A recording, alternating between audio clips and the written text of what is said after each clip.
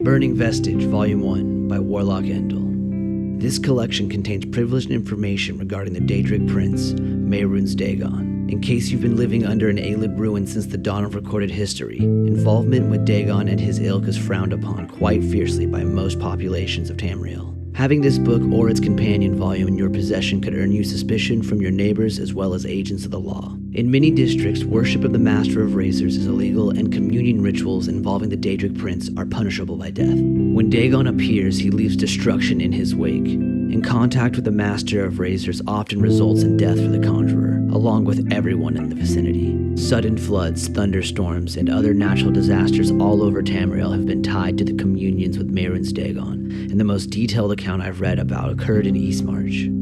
Ronvard Frostfinger, a witch of Eastmarch, is said to have sacrificed 13 innocents to Dagon in a single night, prompting the Daedric Prince to briefly open a portal from the Deadlands to Skyrim. The only witnesses were members of the Dire Frost family, a clan of witch hunters who managed to find and slay Ronvard.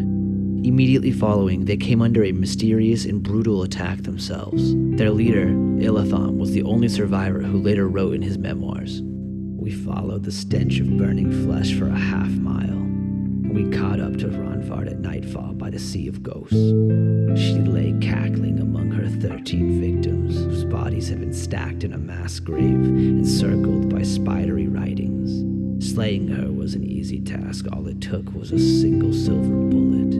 But when the deed was done, the air suddenly began to boil and crack. Fearing some residual spell, I had my men retreat up to the nearest pass, where we watched the snow below catch fire, and the sky split apart with flame. We turned to flee, but it was too late.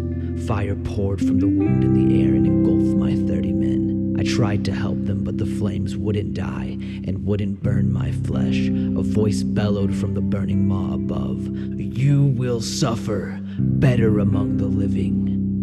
Many, including members of the Mages Guild, are skeptical of Illithon's story, respected as he was amongst the Dire Frost hunters.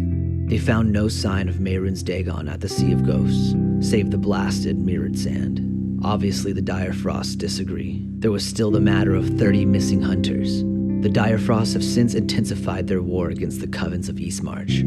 The Mages Guild, however, has struck the event from their records of note, citing the blasted sand at the Sea of Ghosts as a meteorological phenomenon.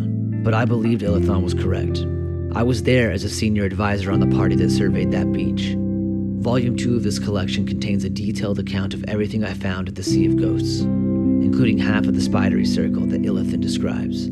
Any aspiring conjurer who wants a chance at contacting Mehrunes Dagon should follow me there.